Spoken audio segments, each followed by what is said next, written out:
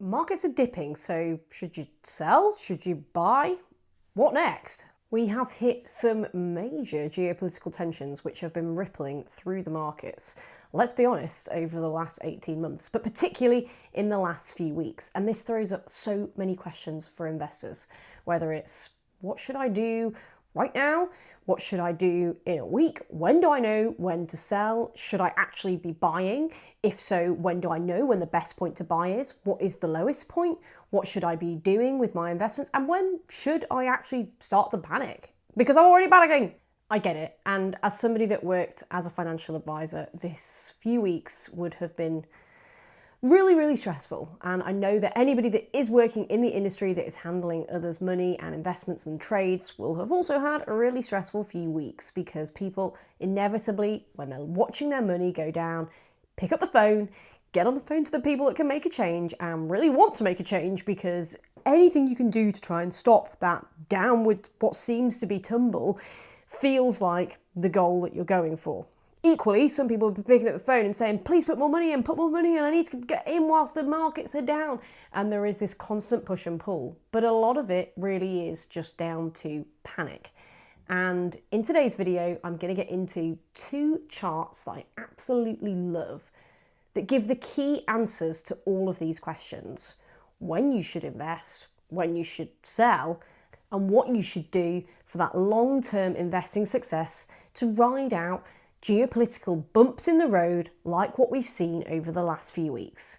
Because whilst I hope we won't see many as big in our lifetime again, we probably will see other hurdles to come. So the reason why I think we'll see others to come is because we know that we've seen many other geopolitical tensions, incidents, whatever you want to call them, in the past, but we can use all of them to see the overall response of them on the stock markets, how long it lasted, how deep it went, and what the recovery period is like, to help us then make decisions around things like selling, buying, and looking forward to our long-term growth within investments. Because that's what I'm assuming you're all here for, right? So take a look at this graph. I've loved this graph for most of my career. It's one that I saw many years ago, and one that I think really helps all of us to just calm some of those more panic-based tendencies as and when they do hit our investments. So what this chart shows is some of the major shock events to the S&P 500, which, for anybody that isn't aware, the S&P 500 is a measure of the 500 biggest companies in the US, and often seen as a key benchmark of a broader stock market. Whilst it's not a broader stock market, it is one that is used for a lot of returns figures, and one that can also be benchmarked back for understanding this kind of impact on other markets too. So if we look at the events that it lists, it goes through all the way from the US pulls out of Afghanistan most recently, to the bombing of Syria, the Boston Marathon bombing, the London Underground bombing, the Madrid 9/11 attacks, through to, of course, all the way back to 1941, the Pearl Harbour attack, and the Suez Crisis in the 50s and then 70s again. There are lots of different major geopolitical events there. And there are more on the list that you can see that I've not even just said out loud. All of these, of course, span a broad period of history, and that does help us to see different impacts, but we have to understand that, of course, in the 1940s, the stock market looked really different to what it looks like today. Now, it shows on this chart the impact of the event on one day of the stock markets. Normally, that's just the day that it has taken place, because most of these took place, or at least started, on one specific day. And we see a range of different dips, with, of course, 9/11 being relatively low there, dipping 4.9% on that one day. Other events also took a huge shock, such as the Pearl Harbour attack, as well as earlier ones such as North Korea invading South Korea, because the stock market looked different. But for me, the really interesting part is the days to the bottom and the days to recovery, which is at the far side of this chart. What we see there is that some of them did continue to spiral. So if we look, for example, at the longest one, which was the Iraq's invasion of Kuwait, it took 71 days for the stock market to hit the bottom point. And that really is probably more realistic of what we're talking about now. It's a slightly prolonged period of tensions leading to some sort of war, and it's not just a one-day shock, such as the 9/11 terrorist attack. Now, what we see there is that recovery is also slower. In fact, it took 189 days to recover from that Iraq's invasion of Kuwait. But what we see on some of the smaller ones is that the days to recovery is relatively short. Now, I say relatively short, you might be thinking, are you joking? 189 days, 57 days, 65 days, they're not short. I wouldn't want any of those things to be happening for a short period of time.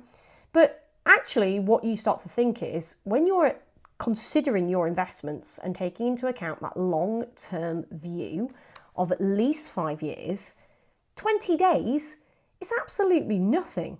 And that's just for recovery. After that, we start to see growth again, and we start to see investments back in the green.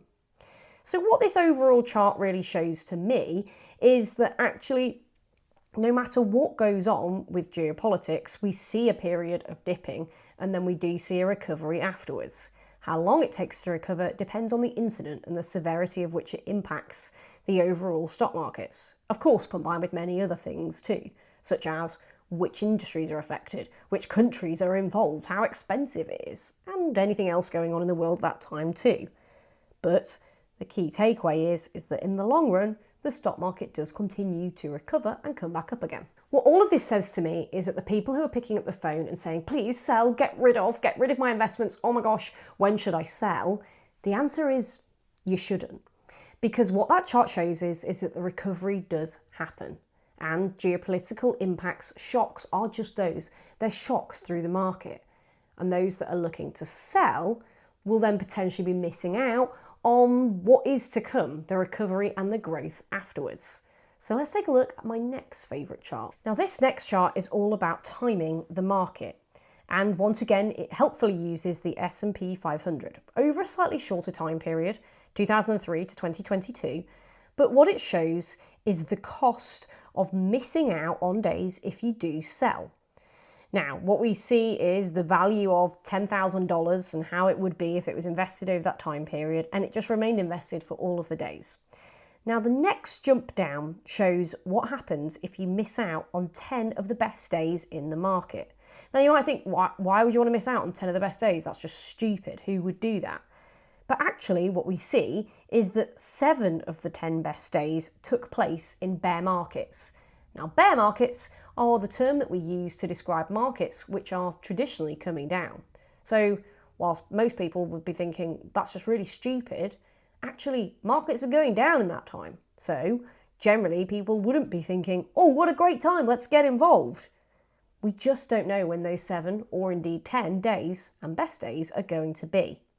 Because even if we jump down then to the 4th little bar, we see that in 2020, the second best day happened immediately after the second worst day. Because actually, normally the best days are the ones with the most dramatic levels of recovery, the most dramatic up, rather than the most dramatic down. And then we see all the way to the end, missing out on the 60 best days, investment returns are 93% lower. This is wild to me, and you can see just visually there quite how small those returns are compared to the biggest potential returns. So what this chart really tells me is that those who are thinking of selling need to hold their horses. But those who are thinking of potentially buying more, timing the market, picking their best days, it's really, really difficult to do. And actually, normally, putting in regularly and remaining invested is one of the key ways of making sure that you see those returns on all of the days, rather than trying to time the market and potentially facing costly errors in doing so.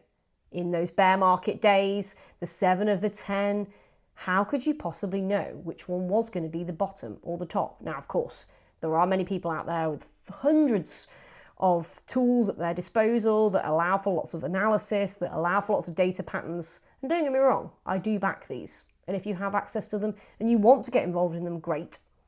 But for most people, the everyday investors amongst us who are looking to grow our wealth in a relatively simple way, then what this chart and the other one really show is that remaining invested throughout these issues is the key way forward. So there you have it, the mistakes not to make when investing, particularly in tougher times like what we've seen. Remaining invested is absolutely key. So don't be that fool that misses out on the best days in the market just because you were a headless chicken in some of the worst days. Do make sure that you like and subscribe if you are enjoying these videos, and of course, let me know in comments if there's anything that you'd like to see in future. I'm all ears and ready to go.